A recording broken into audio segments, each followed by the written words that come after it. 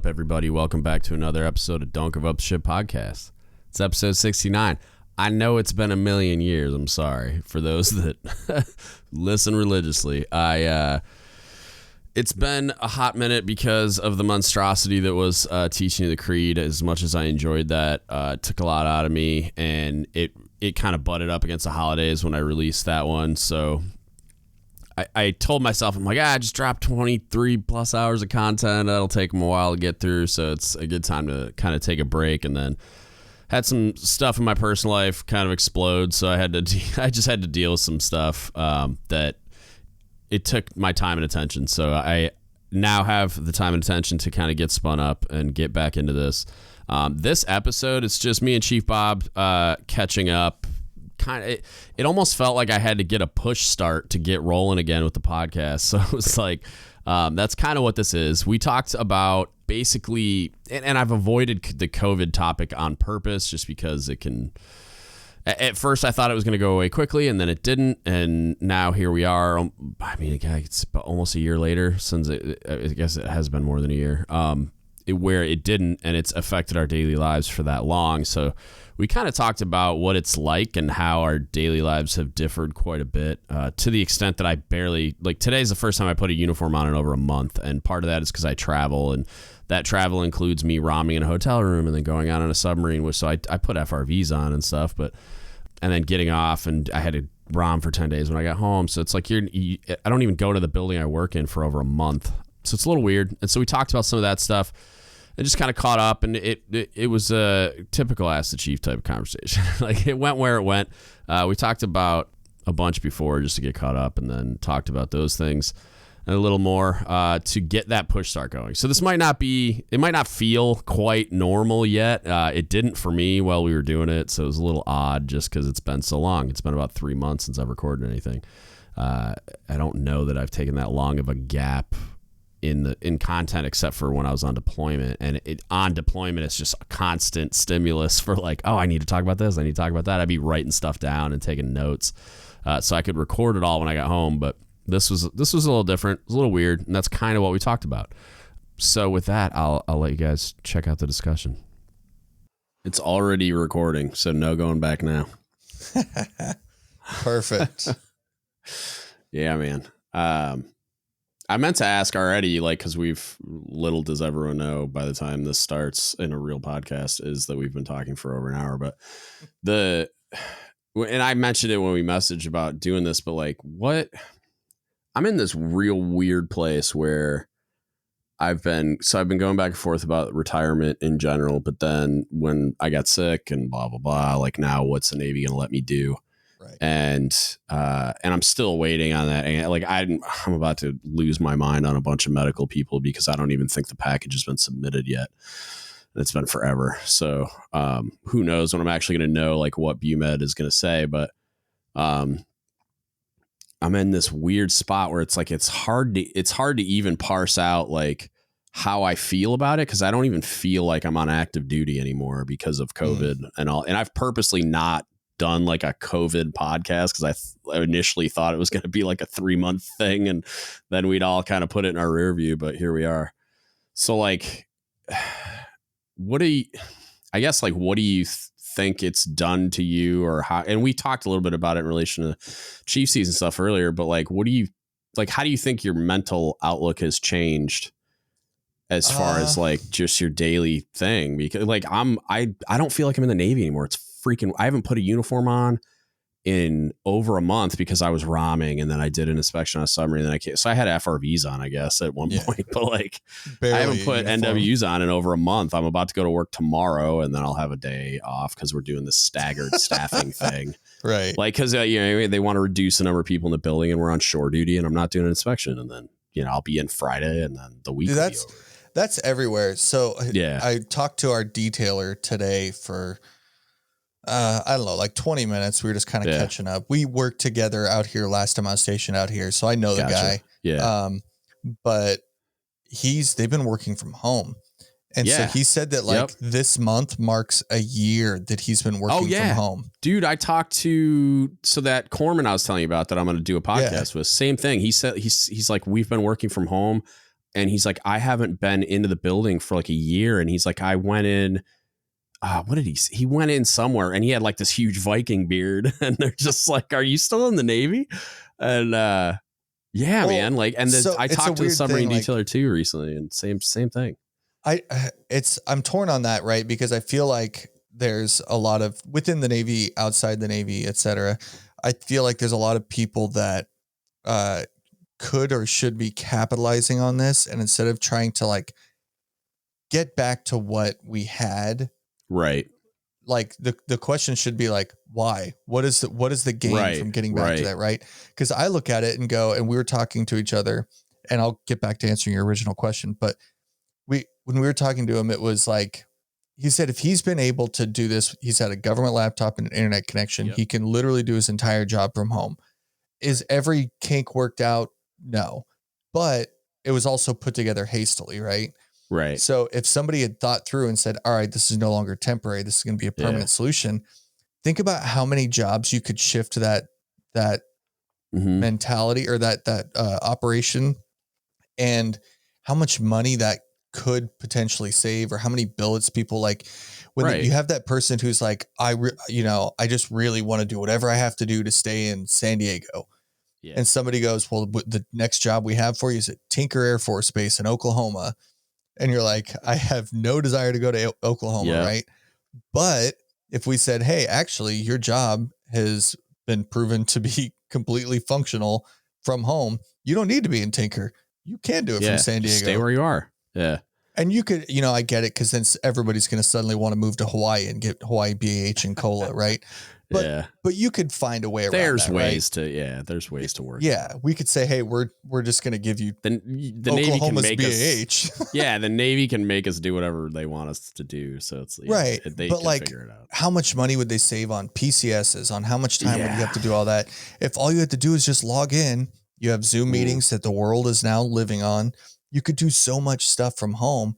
And then how much happier would people be knowing that, like, why am I going to work today? So I can sit around and check some emails. I can do that at home.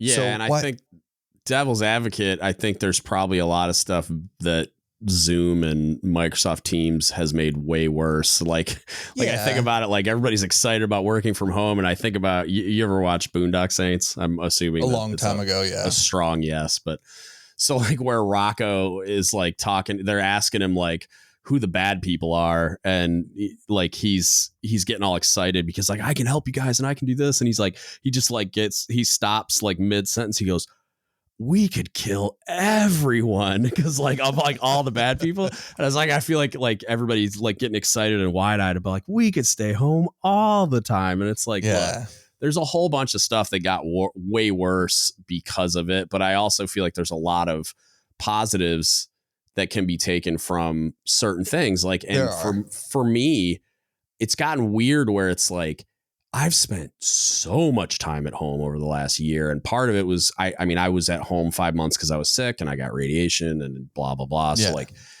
it wasn't all good, obviously, but I was home. A lot of it was malingering. Yeah. Well, clearly a lot of it was just me being lazy. And, but no, like, so I was home for that. And then even when I went back to work, it was like, I'm there a couple of hours and then I go home, and then the next day I'm not at work. And then the next day I'm there for a couple of hours and then I go home generally, unless I have an inspection going on. And then it's like 2 full work days and then a half a day where we go in, debrief, and then we go home basically. So, and then for me, it's like I got spoiled really hard with being home to the flavor of like when I go to Hawaii and I have to romp for 2 weeks, I'm upset about it. Like, I'm like, I can FaceTime with my wife. I can like DoorDash food and like whatever, but I'm like upset that I'm not home. And so I've become so spoiled to where I feel broken. Like I don't know if I could even go back to a submarine right now. Well, so there's parts of it that I like. I agree that does happen, right? And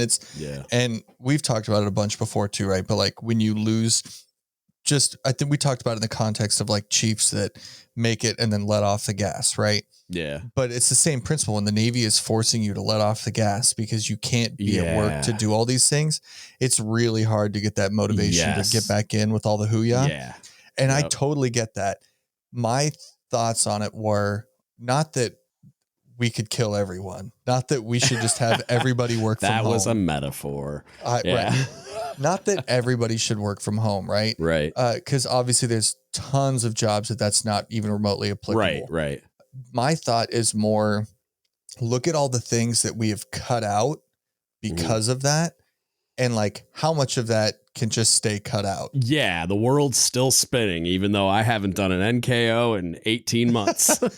I mean, all those or whatever, things, right? Like e-learning or whatever. Like we were at a schoolhouse and like we did GMTs once a week. We would march down, the base shuts down because everybody and their brother's marching. You got 1,700 people marching to the same building. So you could do GMT, right? Yeah. Now there's a big part of that now that we don't do that we're missing, right? We were talking about that lack of the hooyah and all that stuff, which again, like it's hard to get a bunch of students, a bunch of anybody motivated to go do something when you can't motivate them with anything. So like, sure, we could let that being unique to the COVID environment, right? Exactly. Yeah. Okay. That's what I mean. But so like maybe that's not something that we should cut out, but maybe that triggers like, hey, the marching and the doing this stuff is actually a good thing. The sitting around talking to everybody all at the same time is obviously getting accomplished somehow. So like maybe we don't need to get them together for that. Maybe we march everybody or not even march them. I don't know what the answer is, but my point is like all these things that have changed. I think people should be taking a look at and saying, what is worth keeping? What is worth implementing? What is worth just letting go forever? And I'm sure that there's a lot of changes that could happen with that. Yeah. But so I have that same problem where, back to answering your original question of all of this was, it has been very hard to stay motivated, to do a lot of things because, and like anybody who's deployed will understand this or relate to it in some way of like, when you have your actual mission, when you're on mission doing something or the inspection working up to it or any of those things, right? When there's something going on, everybody's busy, everybody's doing something. And not that you feel like productive that you're getting something done, but a lot of those small things just fall off the plate because you don't have time for it. It's not important right now. Right. But the world keeps spinning, right? Yep.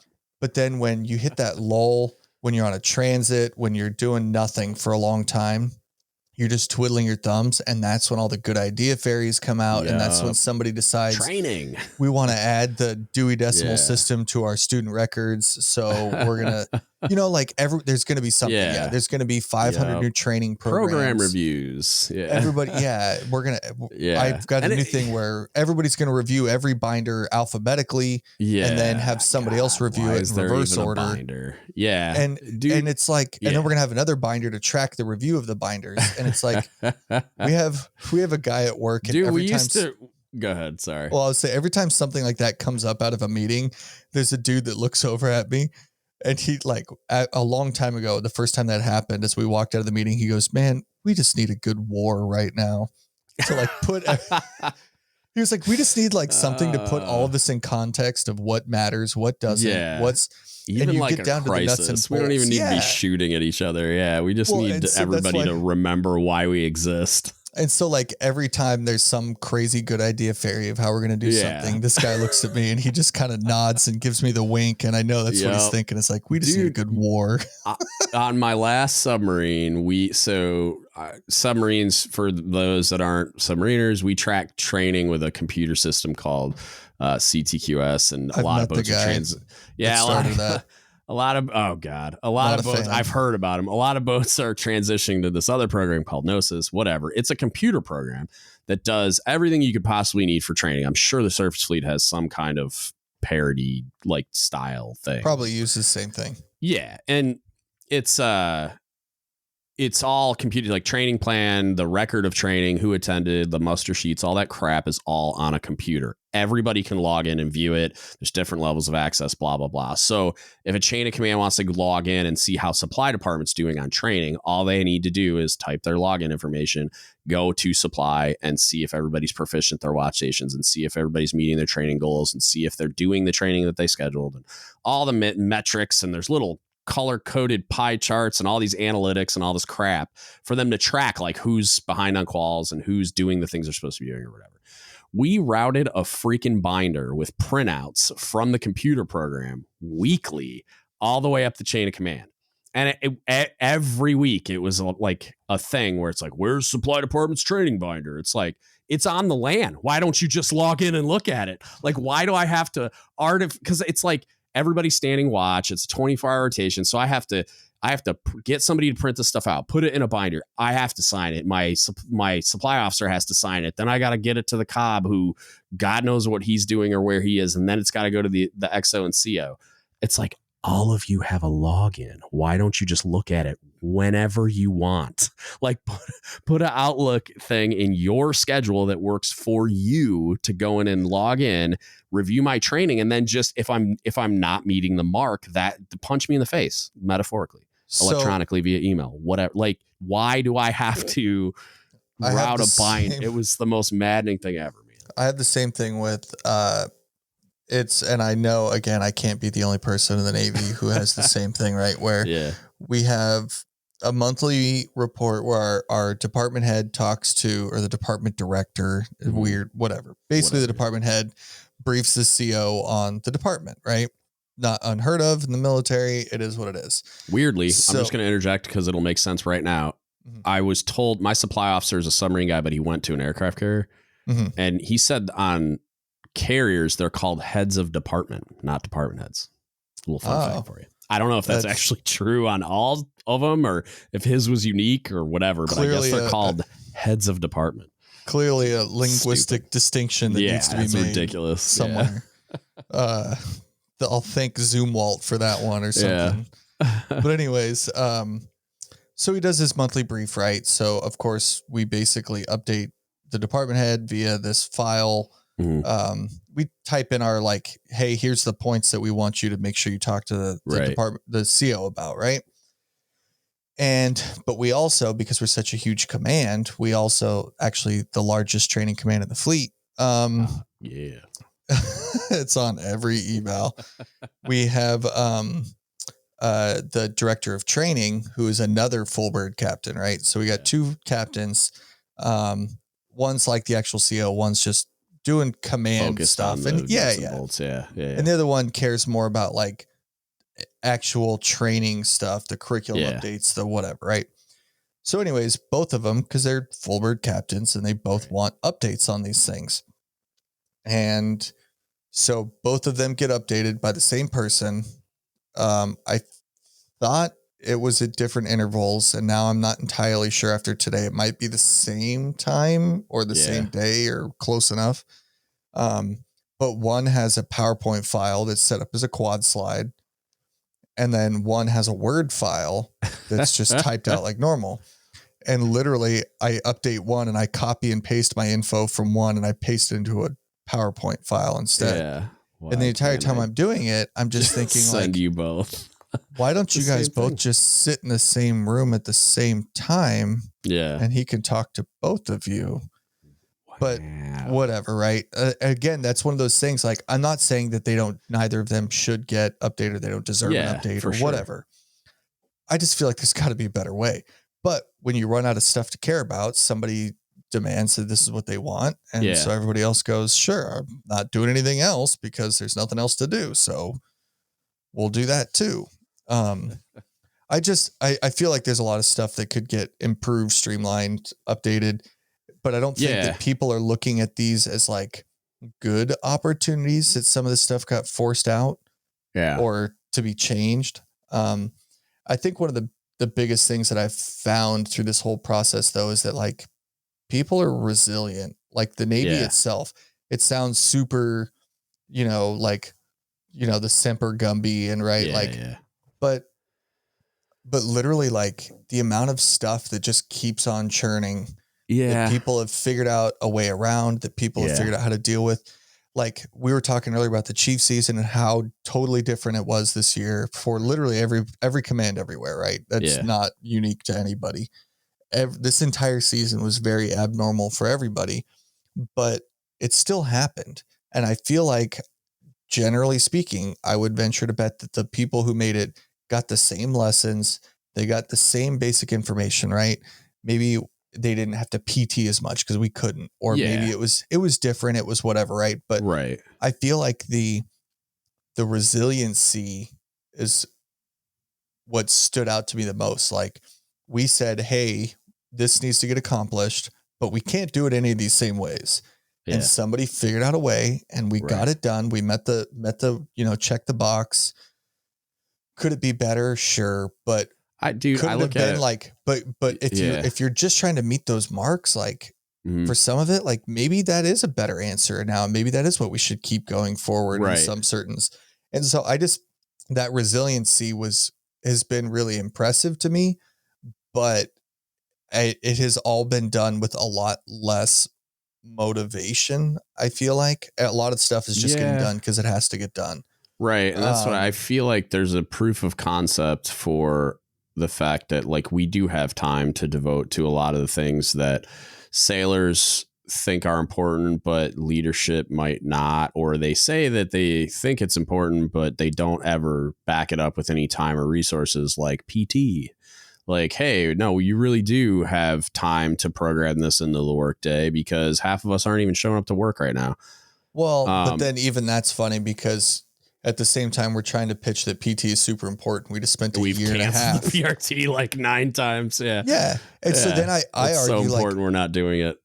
And just to play devil's advocate on it, right? I'm not saying that everybody should be, 800 pounds and heavy breathing, checking their email, but like, outside of the, obviously, divers in the special warfare community, right? Like you need to be in shape. I got it. Yeah. But like, I don't know, like, does an AG really need to be like the peak of fitness? Right. Like, I don't know what AGs do. Sorry if anybody listens to I don't even know what an AG is, so I'm sorry. Weatherman.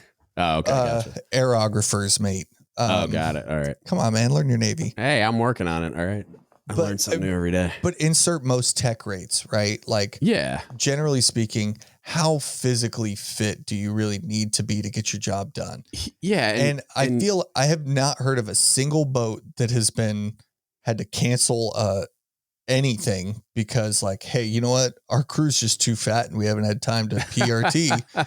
So we just can't do our mission. It's not going to happen. So my point is, like, okay, got it. This is short term. This was a year and a half. Yeah. What happens if what happens if you didn't do a PRT for the next 5 years? Do you think anything would change? Realistically? So I have a couple PRT. No, but so here's the thing. Like, I'm a big, what's the intent of the instruction? Not like malicious compliance to it, which I think we fall into these like procedural hamster wheels a lot, where it's, we just got to administratively check this box. And the PRT, I think the intent of it at its inception, somebody had this conversation where, like, well, we want people to look professional in uniform, and we want people to be healthy and physically capable of doing their job. And so, like, at some point they decided the best way of doing that was painting one broad stroke across the entire force and say, hey, if we maintain this baseline level of fitness, then everybody will be able to do the majority of the things. And then obviously some communities have special requirements because they have special jobs. But what I think the real answer should be is what was discussed, I think, with Mick Pond Stevens, but like, where they were going to talk about, like, basically tailoring the PRT to communities or ratings or whatever. Cause, like, for submariners, if you're like, I care if you can fit through a hatch with an SCBA and an FFE on, and if you can fight a fire with that gear on and not die before your air runs out because you're too out of shape or you have like high cholesterol or whatever. So that the PT test should be tailored around that, almost like a combat fitness test in the Marine Corps or the Army or whatever. Well, that'd be like that, for your example specifically, sounds a lot like it would be like the fireman's test, right? Like, my stepdad's a fireman for 30 years type deal. So, like, you got to run in with your full gear and drag a dummy out and climb a ladder and whatever. Climb a ladder, like, you can be as fat as you want as long as you can do that. As long as you can do requirement. there's plenty of guys that I've known that their body type is like, you'd look at them and think they're overweight and they get excellence on their PRT every time they do them, but they never pass a BCA, or they're at risk. They got to like dehydrate themselves to pass a BCA, but they absolutely crush their PRT. Right. So that's why I think the test it's in and of itself is not meeting the original like intent. But I also think that, like you were saying, there's a lot of jobs where what do they really physically need to be able to do? Like, what does a yeoman on shore duty need to be able to do? But at the same time, right. But at the same time, though, I think there's a ton of value in like allowing the physical fitness function to happen and encouraging it to happen because of mental health, because of general health and physical fitness, and to be able to continue on active duty, because then that yeoman could go to some expeditionary command, and then that yeoman could volunteer to be a SEAL or whatever. Like, so allowing the time to program in for like the mental health and just general overall health and wellness piece of it, I think it's incredibly important to the people that you have in the military. And then you go back to what you were talking about earlier with like retention, with trying to keep people around because, oh, well, I want to stay in San Diego, but so like it's a deal breaker if you try to move me anywhere else and I'm just going to separate. Well, there's a lot of people that I know that it's like, oh, you're not going to allow me to focus on my physical health and wellness and all those types of things, and a lot of people link physical fitness to mental health nowadays as well, and that's a big part of what they're concerned about. So you get into this thing where it's like, why isn't it just more focused on general health and wellness and me taking care of myself and de-stressing, so that there's like I'm in a way better mental headspace, so that when I have to go do the deployment or do the hard thing, that I'm not like falling apart and then degrading mission readiness because my mental health wasn't in a good place, and blah, like on and on it goes. So like, I feel like there's a component of it that's like, do I care if you look good in your uniform? Well, yeah. But like, do I care more about your mental health and wellness and ability to like be in a good place so that you're focused on doing the job and doing it well, and all the other parts of your life are in balance? Like, I care a lot more about that. And we clearly have the time to allow sailors to do that. And I think we already have a lot of the functionality to like build that into the schedule that clearly has enough white space in it to allow that to happen. So why don't we just do that? And then the fitness test part only applies to deploying units. It's like community dependent, right? Because I have different needs in the submarine force than, a corpsman running around with Marines, than a shore duty PSD guy, which I guess PSD is barely real anymore anyway, but you get my point. It's on its way out. But yeah. So yes. So again, like most of those arguments are facetious. I don't really think that we should just completely do away with it. But I think you could, though, in certain situations. More to your point, though, I feel like that it should be, I feel like it's a great time now that we haven't done it. I don't think that going from sit-ups to planks is like some groundbreaking, oh my God, the Navy is so much better now because of this. Like, and you can use a rower for cardio. Yeah. Now we've completely justified everything. Dude, the rower's no joke. But I own a Concept 2 rower, and that thing will choke your soul out of your body if you think, like, I guess it depends on what their metrics are for passing the cardio portion on a Concept 2 rower, but that thing is either way hard. But my point is, like, maybe that blanket thing, right? And I get a standard is a standard, blah, blah, blah, right? But like anybody who's been around multiple communities, areas, commands understands that like standards are not at all standard. They just can't be, you can't have one literal mark for everybody in the Navy, right? It's just not, it's not realistic or reasonable or required. But more to your point of, I do understand like the mental, like the stress release, the keeping your endorphins up and all this other stuff, right?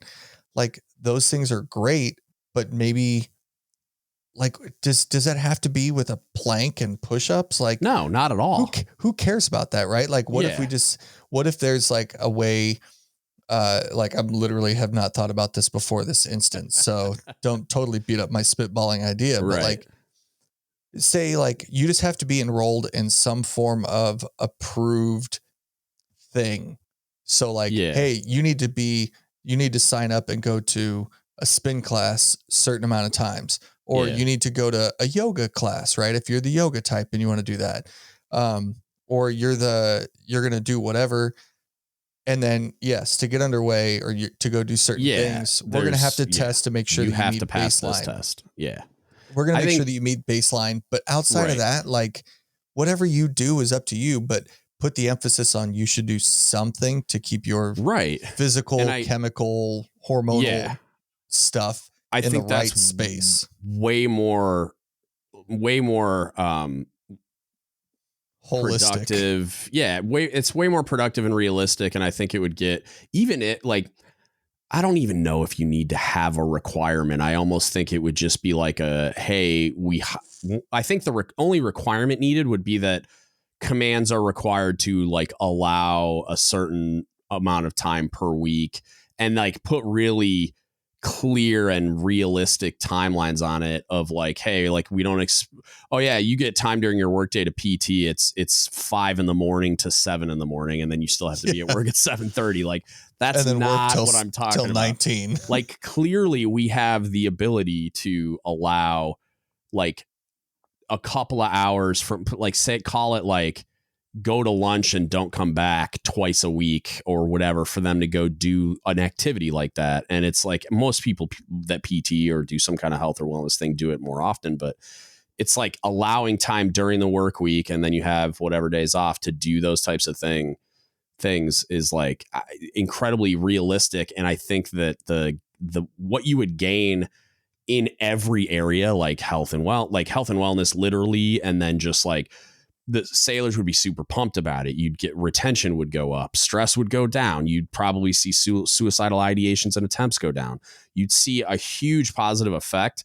And it's like, we wouldn't get it 100% right on the first try. Like I'm sure the Navy would fumble this somehow, but it's like, I think just the giant leap in the right direction would be really, really well received. And it would have a lot of positive effect. And it's one of the things that I think we've already proven conceptually that the time exists. The only question I have is, I guess, and I don't think you or I could even answer this question, is what I'm seeing and hearing as I go down to units, because we did some import inspections just because of COVID and scheduling and whatever. We've tried to do some of them import to prevent the amount of times we have to travel and take a test and ramen. It's like, we can't always be gone. Right. And we can't even get all the inspections done when they literally a 3-day inspection takes me out for like a month because I have to take a test, ROM for 2 weeks, take another test, go down and do a 2.5-day inspection, and then ROM for 10 days when I get home. So it's like we're trying to do some of them in port. So I just go down to the unit, do 2.5 days, and then go home. Right. So we in port, all of the submarines are in shift work because they're trying to minimize the number of people that are on the submarine, but they still got to get all the same refit things done to get the submarine underway. And like the same loadout and training and certification and trainers and all of the things still have to happen. But they've got these new requirements on them to minimize the number of people that are on board and blah. And then they got to go into ROM for a while after they get tested, which hopefully all that's about to go away because crews are getting vaccinated now. And there was just an article that I saw today where they're going to start relaxing like certain restrictions because entire crews are getting vaccinated. But I'd be interested to talk to somebody about it. I probably should have done it before we had this conversation, but like, how has it changed for them? Because I almost feel like they probably have less time, or it's things have probably fallen off the plate, like you said, because, okay, we don't have time for those superfluous administrative requirements and good idea fairies, but we also have less time for other things, or maybe they have more time because they're in shift work. So now they have more time off because the same reason I have more time off, because they're telling me I can't be in the office all the time. You know, from operational units, how is that working?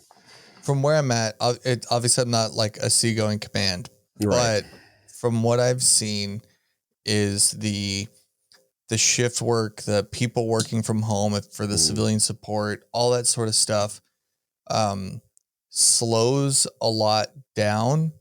But the problem is like the Navy, like we constantly joke. So at our command specifically, we've increased our student throughput. I want to say either it is or it's projected to be 200% of normal. Wow. but we don't have 200% of the staff to do the work. Yeah. So my rate specifically, we're at 76% manning right now. And in our 9-month outlook is we're going to be at 69%. And my rate specifically, because I'm the rate lead, I have 0 PGs. Good Lord. Tracked right now. Yeah. So I'm not getting anybody. Yeah. And we're just increasing our workload, right? Something has got to give at some point. Right. And so obviously we're not giving on the mission. We're still getting sailors to the fleet. We're still training boats. We're still doing everything that we have to do in that aspect. And then we're doing it with less support because people are working from home. So a lot of it's done by email. They don't just get back to you right away when you call them. You got to wait a day, or and you can't like go over there and say, hey, where's this person? Of course not. And then, so that slows everything down, but I still have the same requirement. I still have the same deadline. I still have to get that same information somehow. So all it does is increase the stress on me to do all of these same things. And I have literally almost 2/3 the sailors that I need to do the job. So it sounds like the demands on your time have increased too. Like, cause the demands on everything, the demands on everything has increased because we have people, there's a backlog of sailors sitting in Great Lakes waiting to come here because there's not enough racks to put them in. So like there's students that we're getting that are like, they're spending like 4 months in Great Lakes before they even get here to start BESS and A school. And then most of them have, on average, it's probably 6 months if you factor in the ITs compared to the CSs. Yeah. Yeah. Right. Ours is a joke, man. It's however long sub school is now. And then I don't think it's changed since I've been there. It's 25 training days. And so you're talking what, like 3 months total probably. Right. And then ITs on the flip side are a year. Right. With absolutely no hold time. Yeah. Right. So but regardless, like the amount of people the amount of sailors that we are getting through and we're sending out, the amount of PDTs that we still have to do, the pre-deployment trainings for all the boats, which is now a pain because you have to super manage your watch bills because now we're crossing bubbles with the waterfront to the schoolhouse to all this stuff, right? Like it's a nightmare to manage, and nobody's cutting you slack for the fact that there's fewer people to do it, right? For the fact that there's fewer resources, there's less support, there's whatever. It's just go, go, go, go, go. And so even though there's less stuff to do, there's more stress and like less stuff to do, but like, sure, we still do our room inspections, but like we don't march to GMT every week. Like I was saying, we don't do PT 3 times a week. We don't do some of that stuff. But like that didn't cut anything off of our plate. All it did was make room for more stuff to get added. Well, that's what makes me. There's just more and more and more and more, and it's go, go, go. And I'm just at a shore command. So my assumption is that sea commands are probably not much different. Right. There's the same, like, yes, that periscope maintenance still needs to get done. We still have to rebuild the diesel. You still have to fix fire control. But now it's not you and your division there figuring out how to get it done. It's your shift. 2 of you on mids. And somebody said, hey, that's the best time to get it done. So now mids has to get this done. And you're like, well, cool. I also have to do all these 8 other things for my collaterals, for my whatever. I'm the training guy. How are we supposed to do the training when there's 2 of us here for tonight? I want to go home tomorrow when I get relieved. But then like everything just, I feel like there's just more with less people. And we're not that we should just pretend like COVID's not real. Right. Like just recently the news, you had the subsailor from the Louisiana and I think the Louisiana, Tennessee, I think Tennessee. That's sailor. Right. I know there was one on Tennessee. I think there was another sailor on another submarine too. Yeah. And there was one on a surface ship. There was a surface and a sub guy that both recently died. Right. From it. So like, it's a real thing. We talked earlier about the guy that I know through the chief season who had issues, who might end up having to re-rate potentially. Right. Like it's a real thing. And I get that. I also understand that's a small percent. Those things are, you can mitigate for those things. You can lessen that, and we can keep it as small of a number as possible, right? By doing these things. So I'm not saying it's not worth it, but I'm just saying that like the Navy is great at great is a,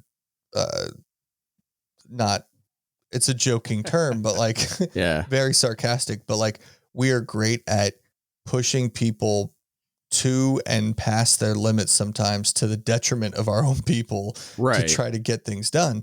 And I just feel like this is a great time where we could step back and be like, hey, what's really important? What could we fix? What do we really need to get done? What could we do without? What could we change?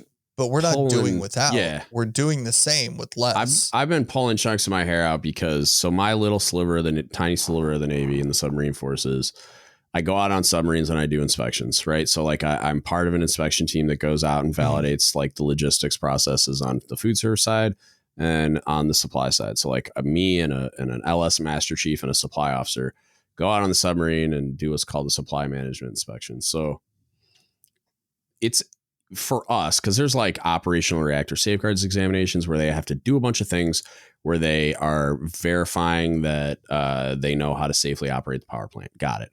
That's a thing that I would qualify as mission critical. Could they do it in port? I don't know, probably.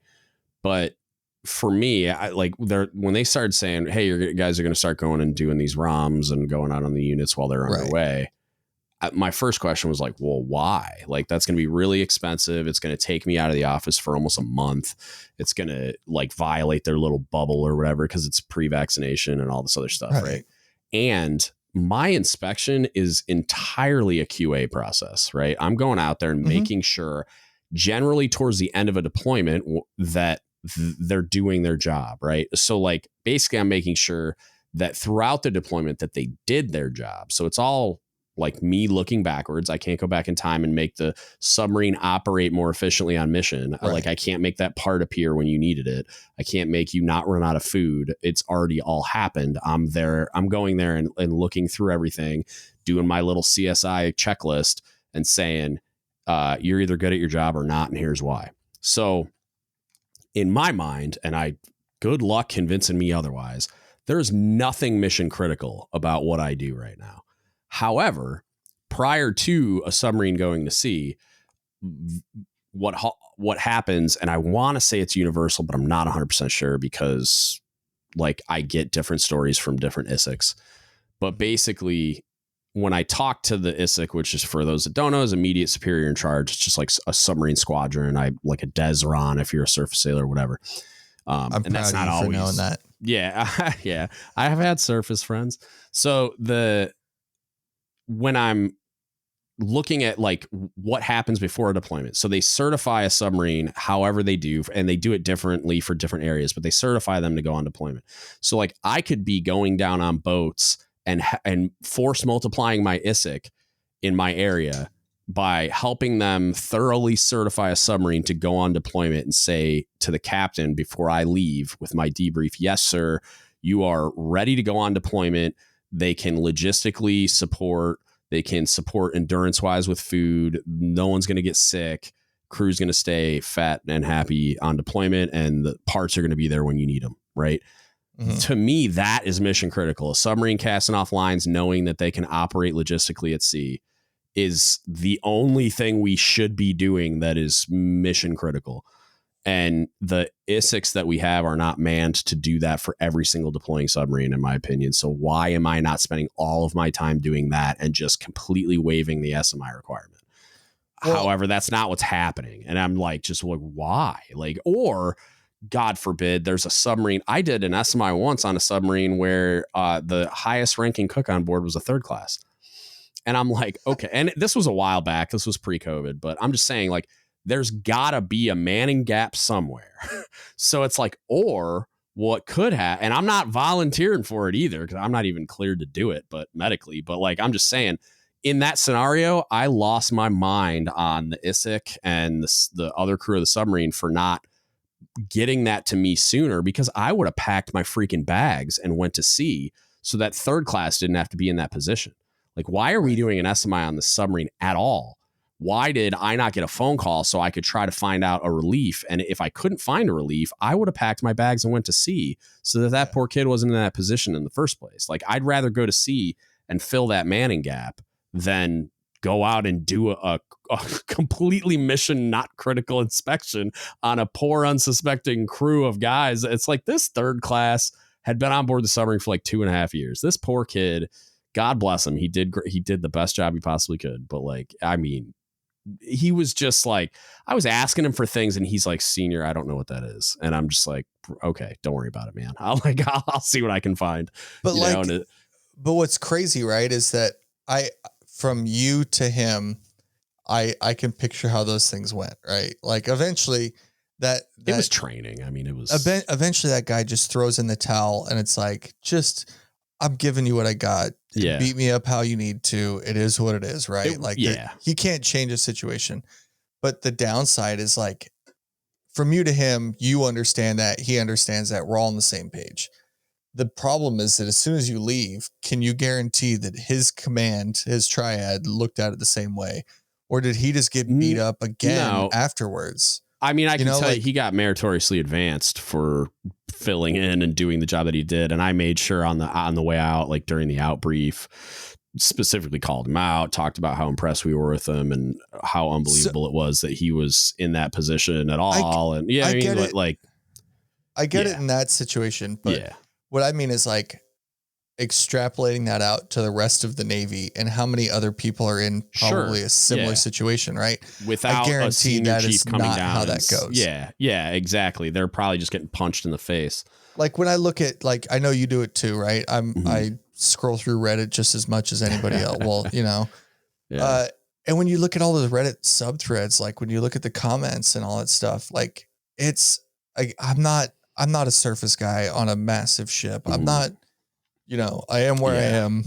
I don't know. I don't have experiences I don't have, but I can't deny all these posts. Like some of them are joking. Some of them are sarcastic. Some of them are whatever, right? It is the internet.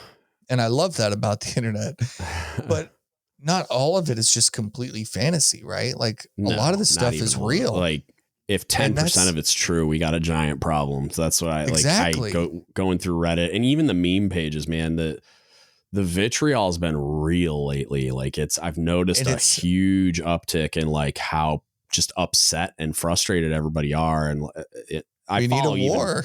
I follow the other, like, so there's I forget, it's a Air Force one. It's like senior NCO and airman or something. Like this Air Force. It's effectively like kind of like a meme page, but they have a huge following. Yeah. And same kind of thing. Like it's not unique to the Navy. It's like, no, good Lord, some of the stuff I've seen on that page. And it's like, again, if 10% of it's true. This, I may be totally misreading all of this and maybe I'm way off, but you have massive branch organizations who are designed to fight and win wars. Yeah. We don't and haven't had one in a traditional sense, and I'm not legitimately advocating that we need to go shoot at people. I understand, but we haven't had like a thing, right, to go do. And so instead, everybody's in this holding pattern of training and getting ready to go fight the next thing, right? Yeah. Whatever country, conflict, whatever that's going to be. We're all getting ready for this thing, but we've been getting ready for this thing for years and years. Yeah. And so everybody starts putting their tweaks on it. This is how it should be done. This is how it should be done.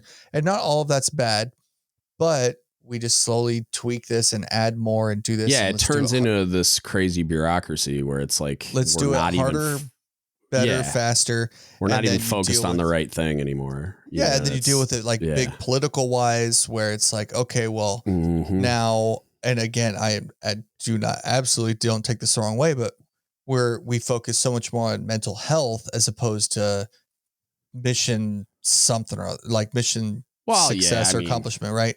Which that's probably a bad I'm not arguing that. I think that's a like directly and inextricably linked to mission readiness, but like I get what you're saying. I get what you're saying that like there's look at it from like every one of those pages has that old guy who's like, back in my day, we didn't care about whatever, right? We just, And those are all obviously ridiculous people. But my point is, like, they got a mission done. We get a mission done. So I can't say that I think that they're wrong, but I can't say that they got a mission done better. Right. I would like to think that we do things better now. But what I mean is, like, you have different focuses because you have the ability and the time to focus on those things. That's the big thing. Because I started listening to this book called About Face. It's I'm a big Jocko Willink fan. And it's a book he talks about a ton and that influenced him a lot. It's Colonel David Hackworth is the guy. He was a Vietnam, I don't know what level. I think it was like a battalion commander or something. Yeah, he was a full colonel by the time he ended his career. But like at whatever time, the different times he was in Vietnam, like right. The book, I mean, if I have a paper copy of the book, it looks like a King James Bible. It's huge.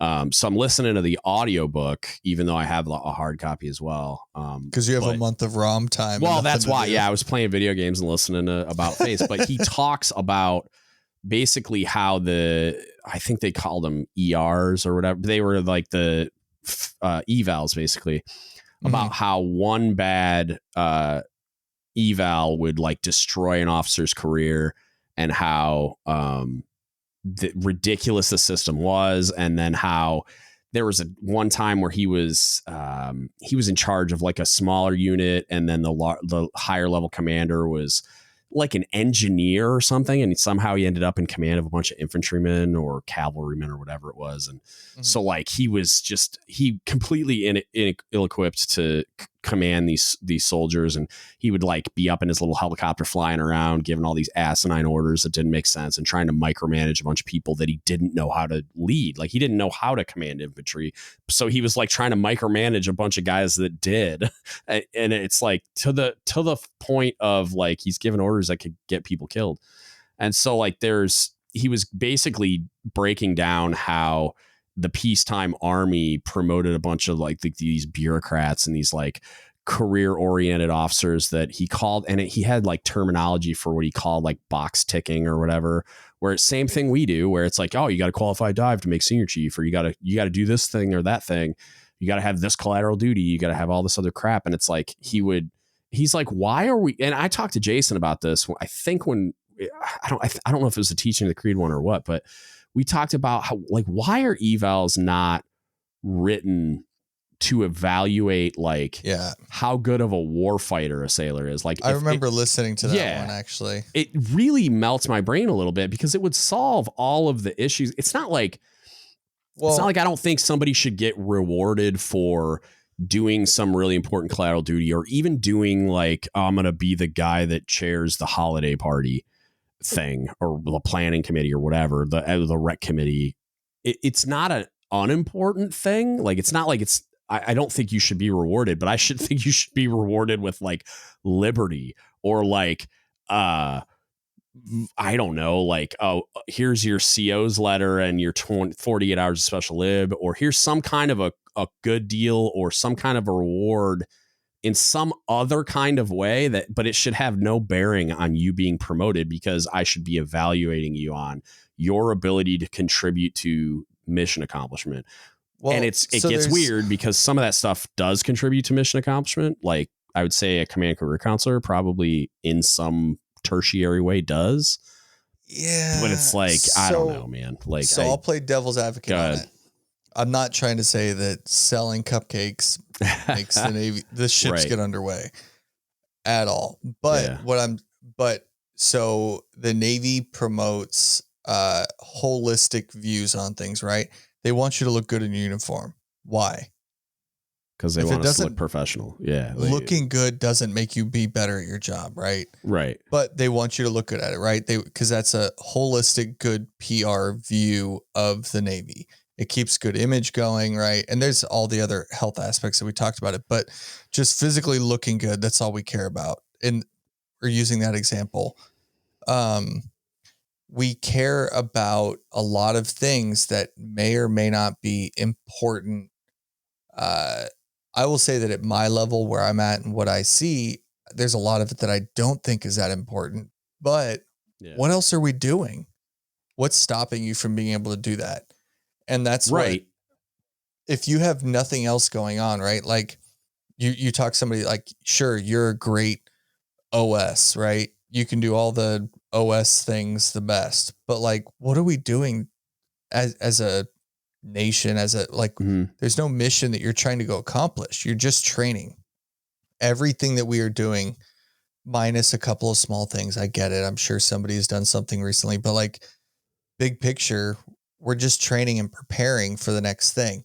Right. So like you could be as good as you want, but what does it matter? You have time to do all these other things. But Especially do you always though? Because like, especially with Corona, well, somebody does because they're getting it done. I know, but think of the somebodies who are getting it done. Because if you look at like submarine A-gangers and electricians, if they are, so like I had an electrician, I couldn't believe it. A nuke electrician was a command career counselor on a submarine I showed up to.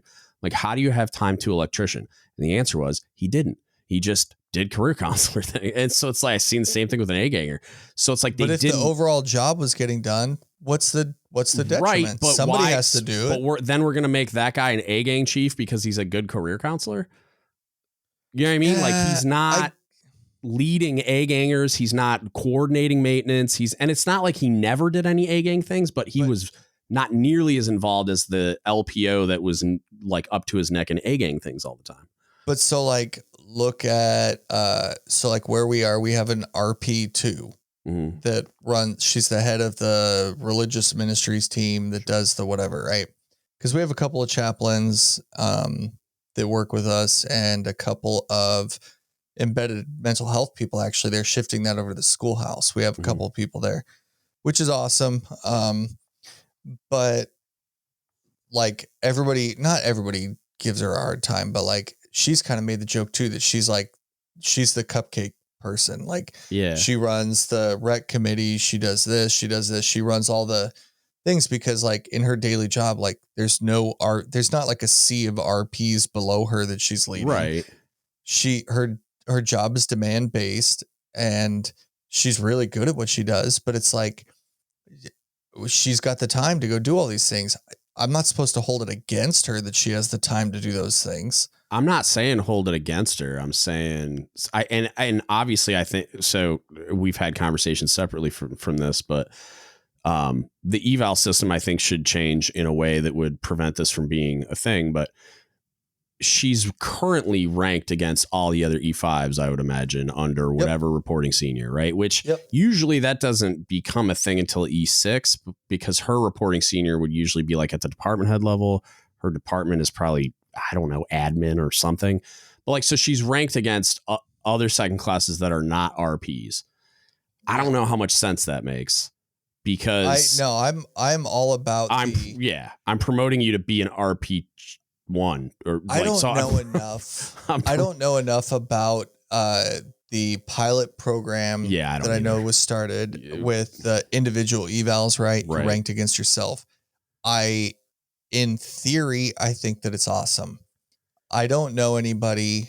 I feel like it was tested in San Diego. So like, I don't know, hopefully somebody that listens to this, who's reach made out. this I'd far love in, to talk about it because I don't know. If you were a pilot, if you were a test platform for that, I really want to know how that worked out in the pros and the cons. Because in my head, it should be so much better. Yeah. But I also know that just like everything else, right? Like there's a million things that I don't think about in practice. So I'm very, very curious. But I don't know. Like it's I just in general, I think that there's a lot of like twiddling our thumbs happening and we're trying to find something to do to stay proactive and to get ahead of the curve. And some of that stuff's really good. Some of it might not be right, but it's something. I think a lot of it's probably not a lot, but there's definitely going to be some just by nature of statistics, right? Some of it's going to be a complete waste of our time and we're going to scrap it. Some of it is, we're just testing out some new idea. Some of it is stuff that probably should be kept around. I feel like we've had so much more training talk of leadership training, right? As the NLDC comes up, the any of the leadership development courses for any of the ranks, all those things are being pushed a lot more. And will become, if they aren't already, super mandatory. I think that's on the very near horizon. Yeah, they're not, but I feel like that's going to be on the very near horizon. It's coming, but it's like they haven't stood up any of the infrastructure that they said they would yet, and then COVID just put the brakes on it. So like, I'd like to see it happen, unless they're going to transition to some like remote delivery platform. Well, I feel like so instead of, and this is where I think I messaged you about it a while ago, but yeah, you mentioned you knew some stuff, but we didn't talk about it. Well, so in an ideal world, at least what you would like to see, or what I'd probably like to see, is like you pull people away from the command for 3 to 5 days, depending on whatever the course is, and you sit them down somewhere in another building and you go over, right, this is now what's expected, right? This is like Chief Season Light. You know what I mean? Yeah. This is where you're at. This is what's expected. And that makes sense. I think what's more practical with the way the Navy's going for it is something more flexible, something more, I guess flexible is the right word. Where it's like similar to the NKO that you have to do prior to taking the exam. You just have to get it done prior to your next advancement. Yeah. So you have 2 years or 3 years before you have to get 3 days of material done. But how Obviously, are they going to deliver super doable? Yeah. It's probably similar to the way it is now, or through some sort of GMT or whatever, right? But now I don't have to set aside, I don't have to lose somebody for that long. I have to lose somebody for a couple hours once a month for a training. Like, that's very doable for most every command. A couple hours once a month. How would that work though? Like, that's what I don't get is break up the topics into couple hour chunks and deliver it that way. And over a course of 2 years, somebody will have had all of those topics at some point or another. Yeah. And I think does that have the same impact? Probably not. Is it, but does it meet the same goal? Yeah. Maybe it could, that might not be a bad answer. Is it exactly what I'd like to see? Probably not. But is it a more practical answer? Maybe.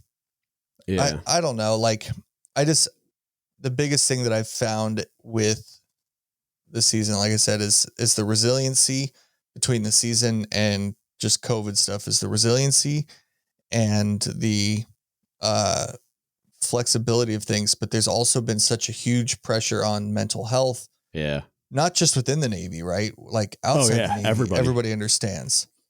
And so I used to have a cobb who he always said, don't be a jerk, basically, and not those exact terms.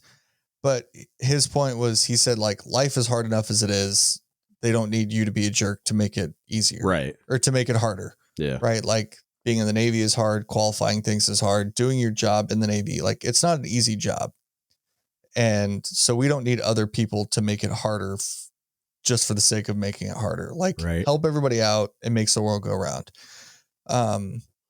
And I know you see like all the back in my day comments of everything's going soft, right? But like, for better or for worse of what you think of it, and like, pro tip, it's for the better. Like, all those comments and all the things that people say and do, like, that stuff, it's not going unnoticed. It's slowly not going unpunished. Like, that stuff's getting phased out. It's not a thing anymore. Like, people realize, like, hey, this job is hard on a lot of people. If you want them to do it, I'm not saying you have to bend and cater to every whim that every sailor wants, but like, maybe caring about their mental state is not the worst thing in the world. Yeah. And I think that a lot of, like, I was talking to I don't want to use his name yet, but until he tells me it's cool, but the guy that I'm going to talk to, that I was supposed to do the thing with this morning, the corpsman chief, but he was saying, like, he's starting to realize, like you mentioned when we were talking earlier, that there's more people out there that think kind of more in line with how he does about certain things within the Chiefs mess and within like Chiefs season training, etc. than he thought. And he was just like, well, if there's all these people that think the similarly or the same as I do, why is it still like this? And I was like, well, you got to think about who's holding the keys to the kingdom. You know what I mean? Like the generationally, which again, like the labels I hate, but the who's still in charge of everything. And it's people that may still be thinking about things in a more, I don't know, like archaic way, or just like they're just like a few versions behind, you know what I mean? And so like, yeah, the vast majority of us might be thinking one way, and they might even be open to some of that like type of feedback. But again, think about how hard that is, to get that up to their level and then even make some kind of institutional change happen. It's like, you're probably looking at like a decade from now, because he's like, I've seen a lot of stuff start happening. Like, he's like, I don't know. He's like, I've always thought that something's got to give. Like you were saying earlier, like there's going to be some big shift that happens within the organization, which that is the mess eventually. Like something's got to give because there's too many of us that are thinking this way. And I was like, he goes, listening to you and listening to these other guys that I've found, it's like, I think he's like, I don't know if it's beginning or if I'm just noticing it more being talked about. And I'm like, I think it kind of is, but like, I also think that you're a decade away from guys like me being Fleet Master Chiefs. And it's not going to be me, but it's like, it's going to be somebody generationally that's in the same place that I am. So you're going to have people that think the way that we do, that get to ascend to those levels, that are then going to start, you're going to start to see that institutional change happen. You've been seeing it happen. You just don't notice it, or it's not keeping up with the way that you think about it. Because if you go read A Tradition of Change, it's like, it's been happening the whole time. Like it's been happening since the very beginning, where it's morphed and changed and evolved. And people have been like, why are we eating out of troughs and carrying spoons in our pockets and doing all this crazy stuff? And it's like, it's changed, and then it's changed more because there's been an outcry of, hey, why are we doing it this way? And hey, what are these things that we're doing and why are we doing it? And this is degrading, or this is not productive, or whatever. And then the things evolve and change institutionally, but it takes a long time for those changes to happen. And they're generally going to happen about 10 years later than you or I want them to, because of how long it takes for this big of a. So with that, like, the seeing the change happen, right? I feel like it does happen, and you like, prime example is like, think of CMCs who you've worked with that are good, bad, otherwise, right?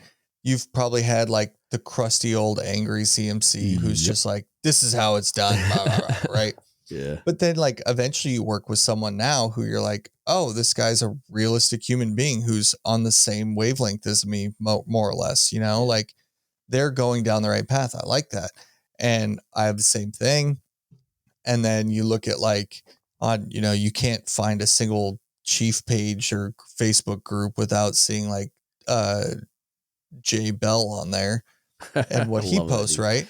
Yeah. Yeah. No, and he's great. Like he's super outspoken, like, but he's also not like he's a pretty not by the book guy, right? But like there's a lot of things that I like that he does, but he's very vocal about stuff that he does. And he's not like we just need tougher, stronger men to go, you know, like he's like embraced the modern culture of what needs to happen and to what makes us better. Yeah, I think he has a way more in-depth understanding of what sailors actually need versus what's written in the book. Right. And I feel like that's a person who, you know, and that's just an example of somebody that I see post all the time. Right. I'm guessing there's more than 3 CMCs out there who are on that same page. You know what I mean? Yeah. I'm not saying it's 90%, but I'm guessing that it's a lot of them or whatever. Let's say some percentage of them. A significant but portion. Number is, that number is only going to grow over time, right? Like more people, because again, those people are now the mentors for the next wave, and they're going to be passing that same mindset along and that same philosophy. Right. Which is going to make the next wave that much, right? That's why it takes 10 years. That's why it takes a decade to see that change, is that somebody in charge, basically, more or less, is making that the norm, is making that okay, and is saying this is what needs to happen, or this is how I think this should happen. And somebody below them is going like, yeah, I agree with that. I like that. Let's do that. And it works for you. So why couldn't it work for me? And they move on with life. And then that becomes the next norm and the next norm and so on and so forth. So like I'm guessing that there are lots of commands out there with CMCs that are not Facebook famous that that have that same kind of mindset that you just don't hear about all the time, right? That you don't make the cover of Navy Times because you do make it because you're awesome at your job, right? But being like, when was the last time you saw the cover, like a lead article, because this person did something awesome? Yeah. Yeah, this person is a really good CMC. Yeah. You don't hear about that. You hear about all the ones that get fired. No, yeah. You hear about this.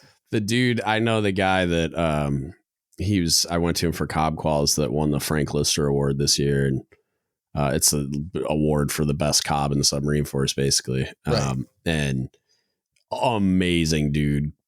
Great Cobb. I got to go down and we did an inspection on his submarine, and I was like beside myself about how amazing the culture was there.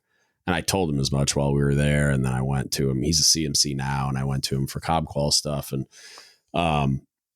same thing. It's like they shared a picture of him holding the award on like the Navy.mil thing. It's called like DVIDs or whatever, like the what, you know what I'm talking. We're like 7 people at that, and they're all wearing khakis. So it's like he's not Navy famous because that's who releases the good stuff. It's like the Navy Times is generally, it's such a rag. It's only the tabloids releasing the bad stuff. Yeah, I'm super salty about the they basically made a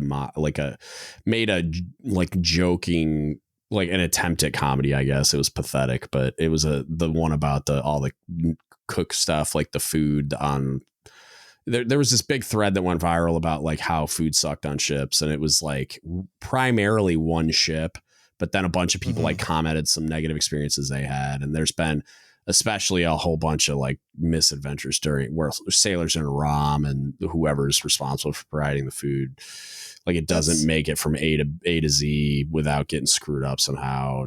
But that's the same with everything, right? Like when you go to buy something on Amazon, you look at the reviews, right? Yeah. You have to realize that as somebody who's spent probably way too much money on Amazon, if I got something and I'm satisfied, I just don't say anything. Yeah.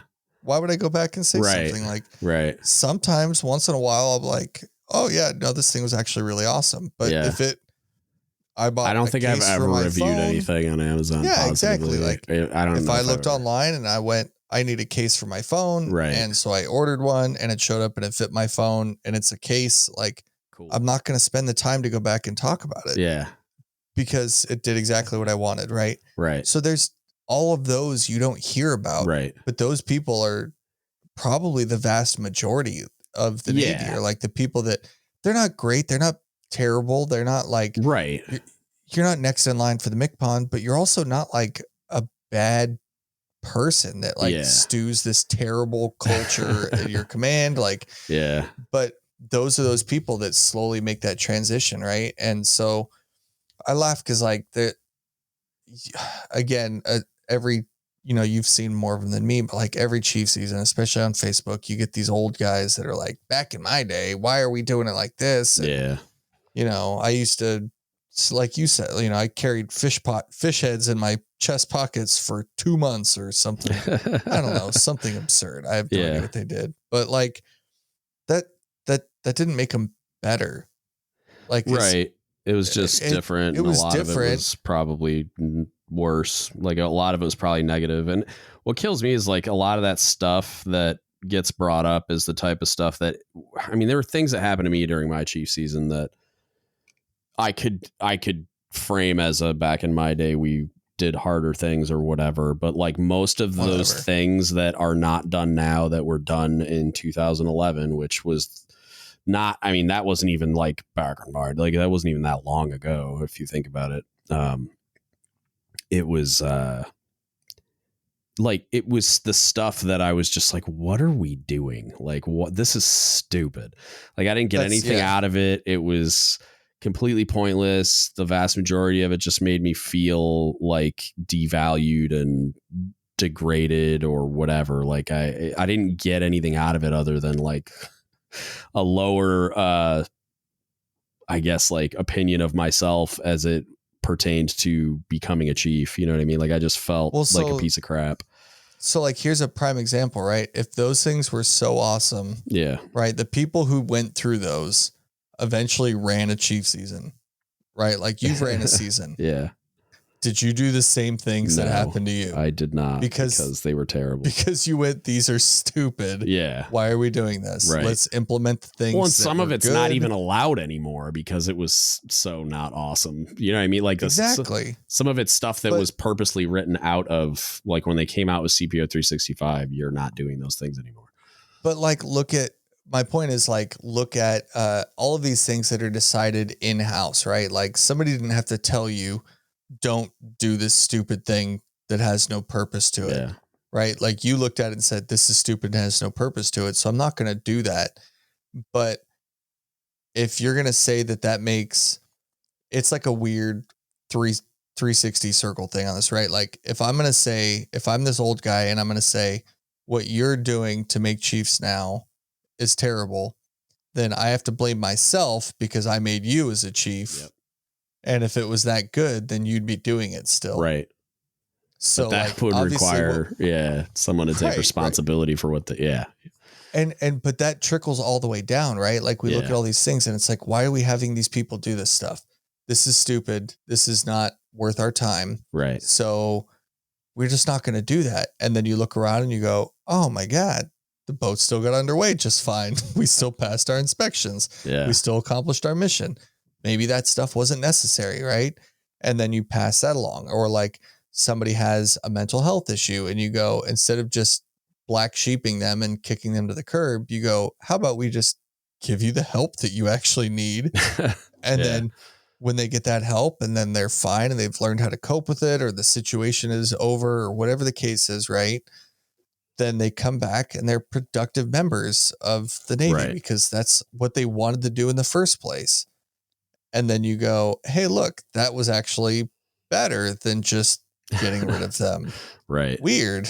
Yeah. Maybe we should keep doing that. Right. Right. Like, but that same cycle happens everywhere. So when people are like, oh, well, the Navy's gone weak or the Navy's gone whatever, like, well, maybe what you did was stupid and you just don't want to admit that what you did was stupid. Yeah. Well, not all of it. A lot of it gets romanticized and they forget all the negative stuff and blah, blah, blah. It's like when you've been out that long, I can only imagine what you misremember. But anyway. Oh, yeah.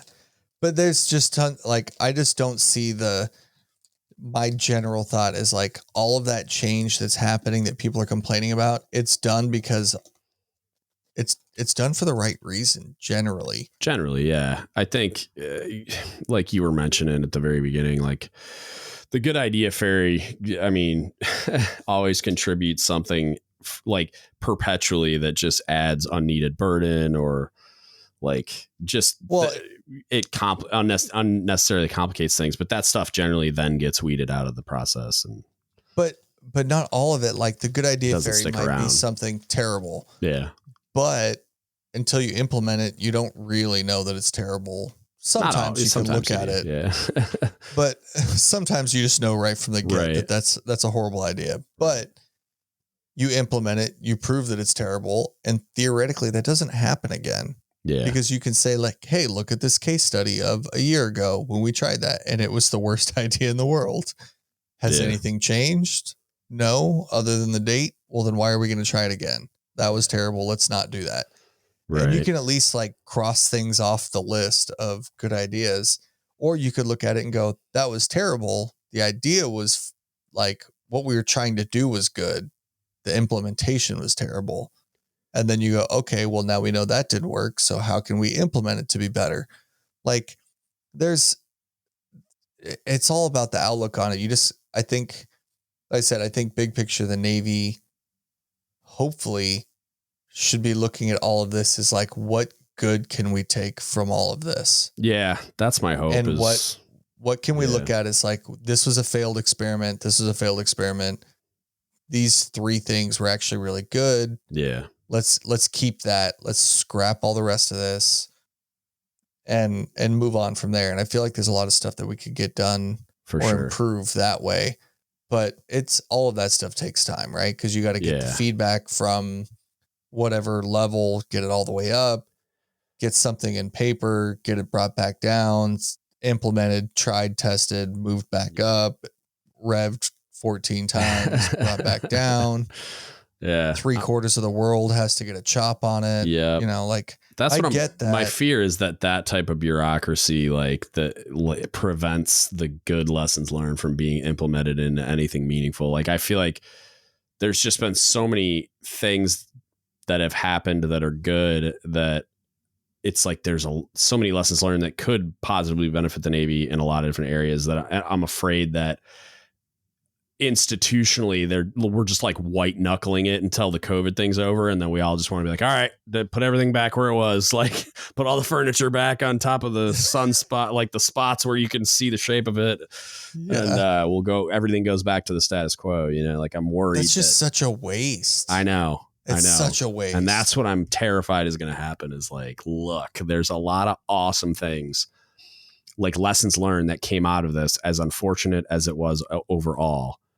There's still it just like in like a war, like if we had a war, there's a ton of lessons learned that we pull out of that to prevent bad things from happening again. And it's like, look, we could take a lot of efficiencies from this, from having to adapt to this really crappy thing that happened. Yeah, I will say that like a lot of the things that I've seen changed and implemented here within the last year, say, were all it requires is somebody to say, hey, I think this is a good idea and this would work. Yeah. This is how I want to do it. And then you go do it. Yeah. Worst case, like you've said before too, we both said, like, worst case, you look at it and go, yeah, that didn't work. Yeah. And you go back to the way it was. All right. Let's try to do something different. But you know, some of it you don't really know unless you try it. And like, it might be a good idea, or you might implement it and go, hey, I like what we're doing, but this could be improved and let's change to make it better. Right. And I feel like there's a lot of, I'm not saying that it's happening here, but my fear is that, and what I've seen recently is that a lot of that comes the wrong way, where, and what I mean is top down, where you have somebody at the top who says, I think we should do something better, make it happen. Yeah. And then people just scramble to make it happen. Where we look at it like, again, as a chief in the chief's quarters, our thought should be like, we should be ahead of this. If we come with solutions, not problems, we can do whatever we want as long as we're united front, yada, yada, yada. But like, that's not exclusive to chiefs by any stretch. Yeah. Like one of the biggest improvements we had at our schoolhouse was 2 first classes. One was a surface guy who's here, and then one's a sub guy who made first while he was here, who said like, hey, why are we in 4-section duty for the students? Right. Why isn't it not 6-section? We could do this and we could make this better and whatever. And so they did the homework. They worked out all the things. They've been ordering. I think they've spent like almost 20 grand on furniture for the barracks. Yeah. To upgrade, to do all this stuff. Everything. Areas. Yeah. Yep. New couches. Like, you know, that couch is like weird old stained and from World War II. Like, let's get a new one. Yeah. So that they use it, you know, especially when you can't go out and do anything in town. To make the areas better because they're all stuck. Yeah. And so it's like a lot of it just requires the work to be done. Right. Right. But they didn't show up and just say like, 4-section sucks. Yeah. Like they came with a solution and they went and clear, you know, at most I talked to the CMC and just said like, hey, I've got a guy who wants to come talk to you. Yeah. And I didn't even need to do that. That was just because I know him and I mentioned it to him. Right. But like he sat down, the 2 of them sat down and talked to him. They pitched their idea. CMC said, sounds great. Let's do it. Yeah. And they've implemented it. I don't think there's a single person who's complained. Yeah. It's great. Everybody's happy. Right. And that had nothing to do with, that was just 2 people. Like who cares about their rank? That was just 2 people that had a good idea that, you know, came up with a plan. Yeah. And it may not have, I can't say that exactly what they wrote is exactly what was implemented. I'm sure it got tweaked somewhere. I'm sure, I would hope that, you know, the CMC, somebody somewhere sat down and said like, hey, actually, we should do this slightly different because of X, Y, and Z. Right. But ultimately what they wanted got done. Right. And I feel like this is a good time for a lot of people to look around and say, hey, I don't think that this is how this should happen, or I think that what we do now is how it should happen in the long term. We shouldn't try to move the furniture back to where it was. Maybe we should throw half that furniture away and get something different. And I feel like all it takes is somebody to come up with that plan and present it to the right people and say, this is what I want. And somebody else is going to look around and say, why not? What else are we doing? And right. I think like, let's give it a shot. At first, it's like, just like you said with those two guys, it's like the appetite for change has to exist instead of just saying like, well, this sucks. It's like, okay, this sucks. And you want what? Like, what do you want it to be instead? Mm-hmm. And then like having the will to do it is like another huge part of it. Cause I was literally just messaging with a buddy of mine that he's one of those ISIC guys I was talking about earlier. Mm-hmm. And we're both just kind of expressing mutual frustration at the lack of appetite to change anything for it like in any meaningful way. Like we're all in agreement that it's like our priorities are all out of whack. And it's like, there's all these things we could be doing better to serve the units. You know what I mean? Like we could be changing things for the better to make the lives better for the units, which at the end of the day is going to trickle down to the junior sailors on the deck plates that are posting those pictures of the terrible food. And it's like, there's not, when you get to this point where even a guy like me who's on a flag staff, and I mean, I'm in effectively the nosebleed seats for my rate on submarines. And even I can't, like, because we're inextricably linked to the surface community, it's like getting the type of institutional level change that would need to happen to make it way better. It's like there's no appetite for change. There's barely appetite for change at my level.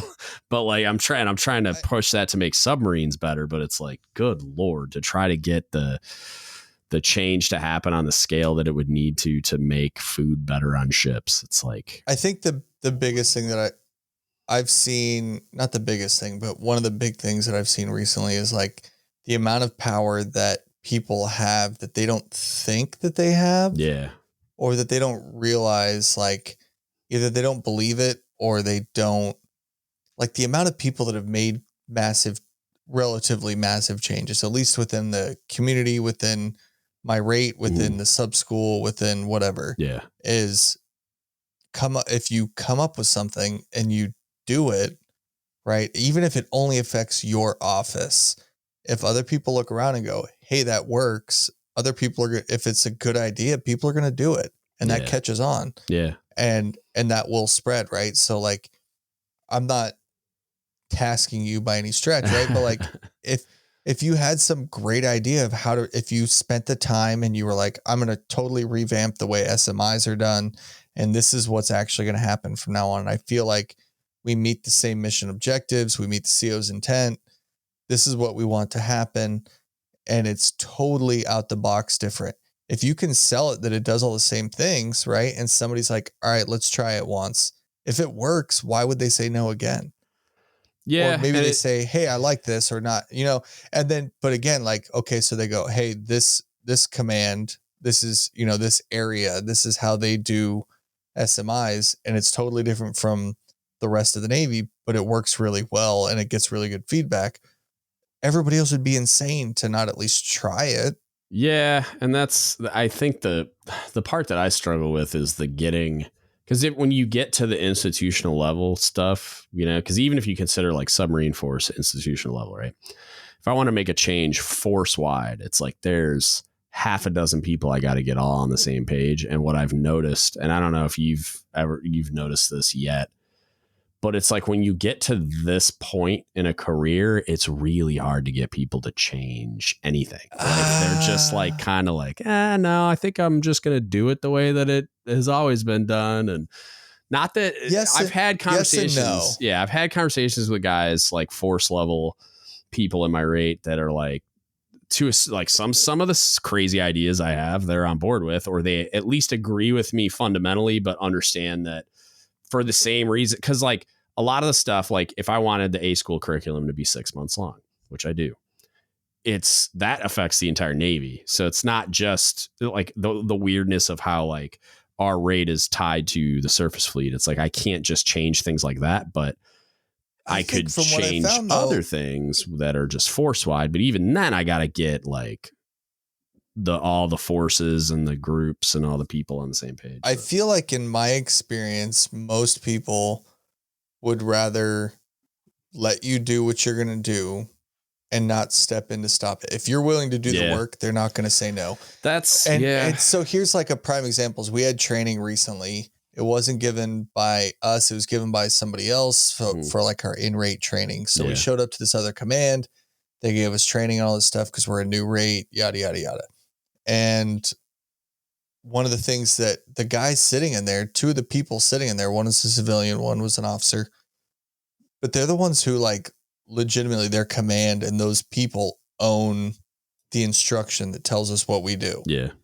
And so they could give us the insight as to why we do what we do. And some of it was them just educating us and we go, oh, okay. Yeah. And then some of it is like this random E5 sitting there saying like, hey, can we change it to not, if we've all just came to an agreement that this is stupid, can we just change? Like, I get that we can't change the software and the engineering, and that's a whole nother, bridge to cross. But like, we in this room have the ability to change the instruction to say something different. Can we do that? Yeah. And they kind of looked around and went, yeah, no, that's a good idea. Let's do that. Huh. And like, maybe I just want to blow the whole thing up and like, I'm one of those, like, I want to tear the whole thing down and rebuild it. And everybody's like, yeah, no, I don't want to change everything all at the same time. I'm like, no, but in like a 30-second conversation, we changed, it's a paragraph in an instruction, but it has like a functional, fairly big impact on the mindset, on the way you read this instruction, right? Yeah. And granted, it could be 6 months, it could be 6 years before we even see before that. It actually gets implemented, yeah. Right. But like the big point is, I feel like those people are much more attainable to a lot of people. If you come to them, like, they're no different than anybody else. Yeah. They work with what they work with. They have the same outside forces that say, this is what we want. Yeah. And they have their own mindset and they go, okay, cool, let's do this. But like, all they need is somebody to come. Yeah. You're not wrong. They need the used car salesman to show up and say, nah, you really got to buy this car. And they go, you know what? Yeah, I do need to buy that car. Let's try it. Yeah, like if they're the ones that hold the keys, then let it, they're going to do it. And then you just made something. A lot of the stuff I'm most frustrated by is like, I want to change everything. Like, I want to blow the whole thing up and completely change it. And it's just like, is that really going to happen? Probably not. Well, like, not if you get out. Yeah. Nah, I know.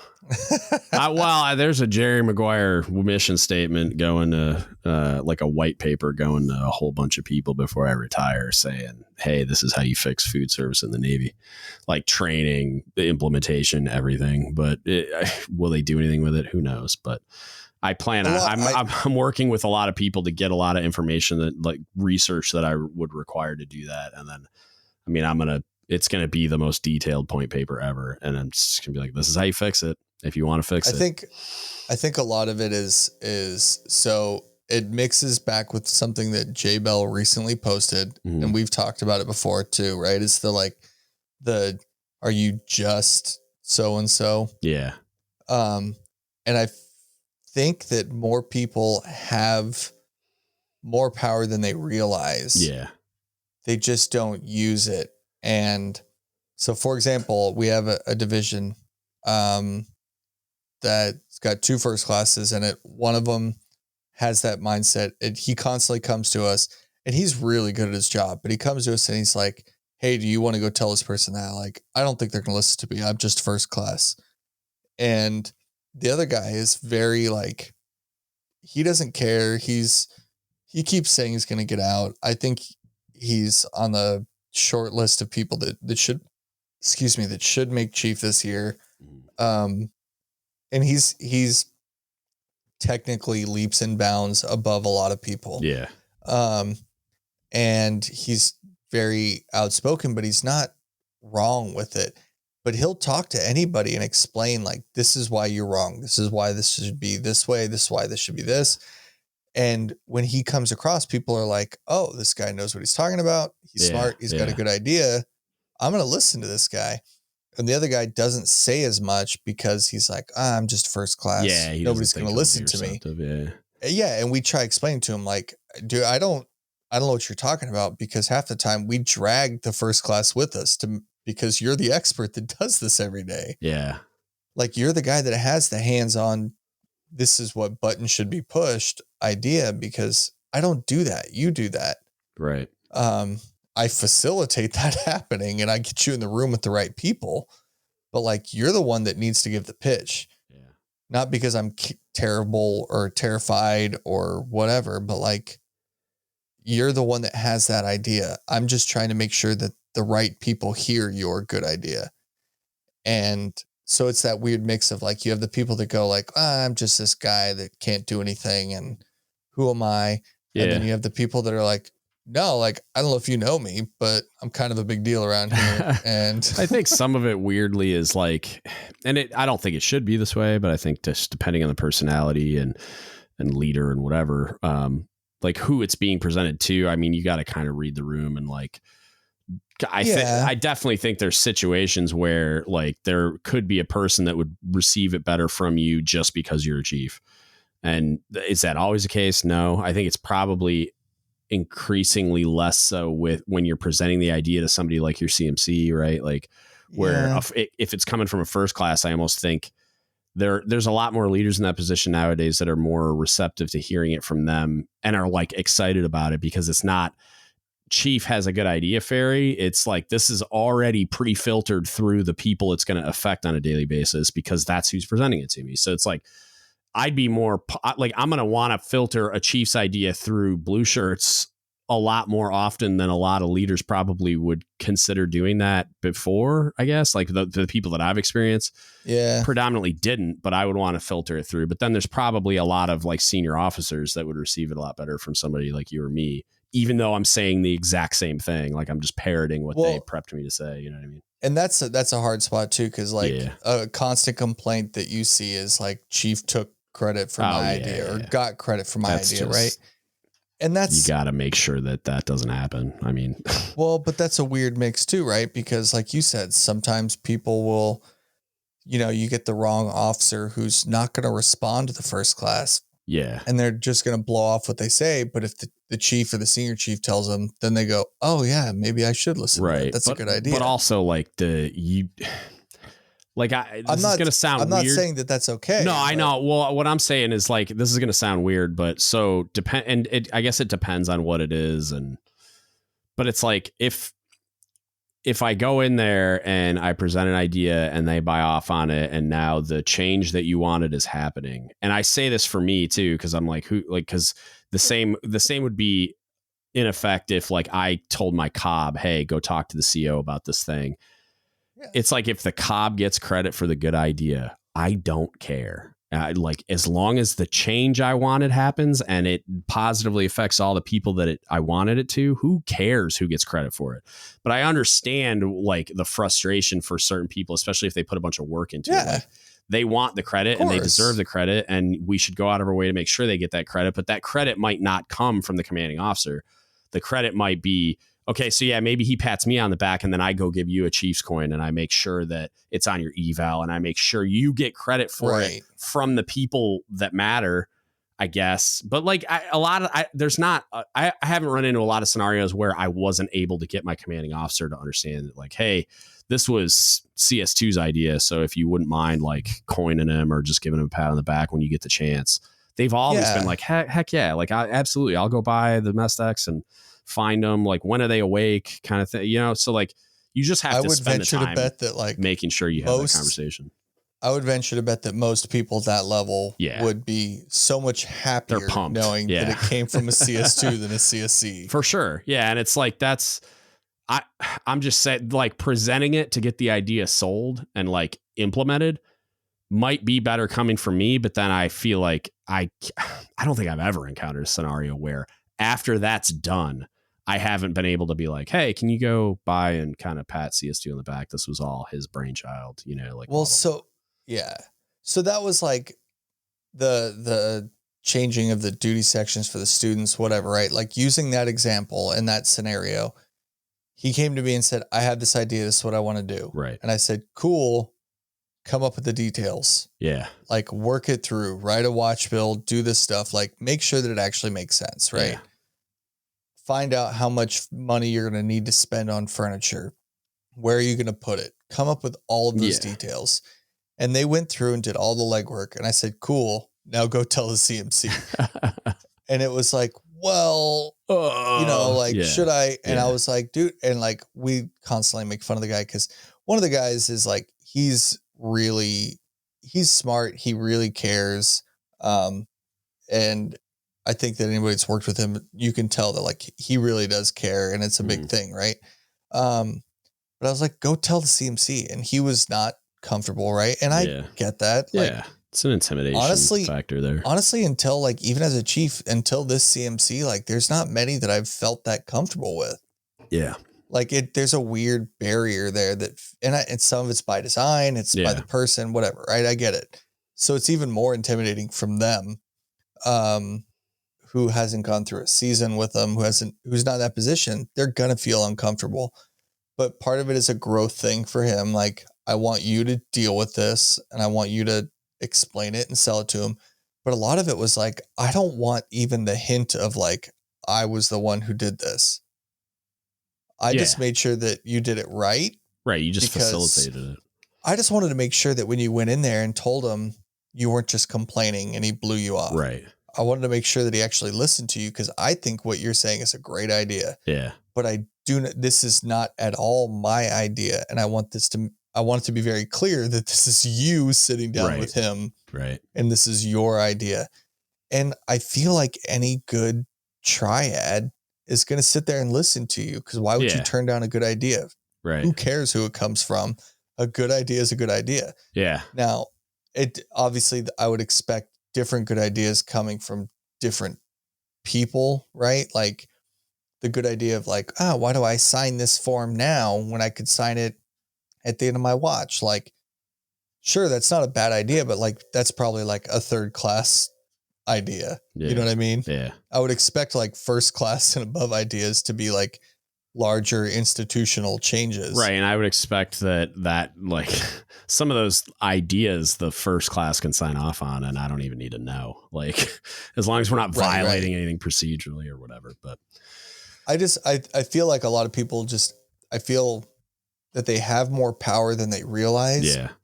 They just don't feel empowered to use the power that they do have. Right. And I think the chains of command can do the empowering, you know what I mean? Like you have to make it known that they have the ability to present these ideas, but then also follow up. And like, so like, I would say your CMC provided a pretty gigantic example for everyone to point at and say, no, you can present ideas to this chain of command and they will listen and implement if they are like, once they vet them, because that's why we're 6th section right now and they can share the story. And it's so like he put up an advertisement, like a freaking billboard saying, no, like bring your good ideas to me because I want to make this better and blah, blah, blah. So yeah, it's like you have to like make it known, but demonstrate also to them through action that like, yeah, no, you really do. Like you really can bring a good idea to us and we'll affect positive change. But yeah, no, but I don't think that my larger point is I don't think that is localized to my command, my triad, to my CMC. Yeah. I feel like that is, more broadly speaking, applicable to most commands in the Navy. And when you hear like the CMC do is like, I've got an open door policy, right? that doesn't mean anything to most people, but I think I interpret that as that's what they're talking about. Yeah. If you have a good idea that you think should be implemented, go sit down and like go knock on his door on a Tuesday afternoon when he's, sure, he's doing some admin. Like, you're never going to find a dude where he's just sitting there playing Zelda in the middle of the day. Yeah. He's always going to be doing something. Right. But if they didn't want you to come talk to him, they'd just say, hey, now's not a good time. But if you keep going back, they're going to be like, dang, this sailor really wants to come talk to me about something. Maybe I should listen, or whatever, like, is going to go through their head. But if you come to them with a good idea that's been thought through, I feel like if that gets shot down, that is not on you as the person presenting the idea. That's on them for either not telling you why it's not going to work, or it's on them for not giving you the time of day. Yeah. But just, I don't know. I just feel like there's a lot more that people have access to than they realize. And I don't feel like it gets used enough. And I feel like that with COVID and all the changes that we've had to implement at every command in the Navy because of it, I feel like this is like the opportunity to seize all of those changes. Yeah. This is when you can jump on and say, hey, this thing that we cut out, I don't think it should ever come back. And here's why. Or, I've thought about it. This is how we actually really accomplish that now. It can still be done that way 10 years from now. Let's do away with it. Right. And this thing, I feel like now that we've made time for this is how this should happen. Yeah. And this is what I've thought about. And this is how it would look like when COVID goes away and everybody's back at work like a normal schedule and we pretend this never happened. This is how this would happen. And I feel like those ideas need to be brought up in that way of like, this should be permanent, one way or the other. Permanently gone, permanently implemented. This is how we can tweak it to make it one way or the other. And I don't think that, again, I don't work at every command, but I don't know that there are many commands out there that are going to look at a way to improve a process and go, I like doing it inefficient. Yeah. They're always going to find some way to change something. I mean, generally it just doesn't, I don't know. Maybe that is happening. And maybe I would hope that that's happening, broadly speaking. Yeah, I would. My thought is that needs to happen more than it probably is. Navy-wide. That's what I was going to say. Is like, I feel like some of it probably is a lack of input from people that don't think that they have the ability to do that. And then some of it is probably on the triad end of just not being willing to receive it or being like, did you talk to your chain of command or did you whatever? Because there's a lot of nuance to that too. Like I almost feel like there's probably a way to come up with some kind of like feedback mechanism, almost like we did. One of the better ways I've seen it done, even though it wasn't used well, was you had like an email, like an anonymous email link that was like a CO suggestion box, but it was for everybody. Like you could do the engineering department master chief, you could do the engineer, you could do the supply officer, you could do whoever. And you would get an anonymous email saying, hey, I think this thing you do isn't good. And I think you could do it better. And here's how, and here's my suggestion. Right. And like unfortunately, because it wasn't that great of a command in some ways, they would discount a lot of the feedback as just sailors complaining and like figure out like they would discredit it and like make fun of it inside the chief's mess. And it drove me nuts because I'm like, hey, maybe we should consider what the content is instead of the tone in which it's said. And I've talked about that a ton in the past, but I just feel like there's probably a better mechanism to do it so that it's like, I mean, some of the intimidation factor is removed when it's anonymous and when you don't actually have to walk into the CMC's office, and some of the conflict in time or, hey, I don't have time, come back later. And then they're not going to come back later because they think that you don't want to talk to them and all that stuff. A lot of those barriers are removed, the barriers to communication. If it's just, hey, I can send an anonymous email, probably also going to open up the floodgates. So a whole bunch of other stuff that's not productive, but like, I mean, it is what it is. I'm a grown up and I can weed through that stuff. So I don't know, but hey man, you gotta be careful asking questions you don't want to know the answer to. Yeah, I know. But I gotta start wrapping this up, man. The wife's cooking dinner and I know it's late where you are, and I also have to use the restroom again. Same. Well, awesome, man. I'm glad we got to finally do this. It's been forever. I'm glad I actually recorded something also. I was thinking about this earlier. This might have been, I think this is the first time in 21 that we've been able to get together. It is for sure. Easily. I mean, it's the first thing I've recorded period in 21. If you think about it. I mean, maybe not. Cause when did we release all the teaching of the creed stuff? Wasn't that? No, that was December. Yeah, it's definitely a while ago. Yeah, it's definitely the first time in 21. All right, I hope that wasn't too terrible for my first time back.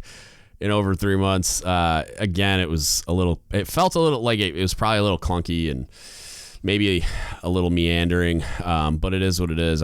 I wanted to kind of get rolling again. I have a lot of people that I'm trying to set stuff up with. I have some other stuff that I'm working on. I got another heritage episode I'm working on. I got to get through a book, stuff like that. Some spin the yarns, all the normal type schedule stuff. You'll start to see it normalize again and see one every week.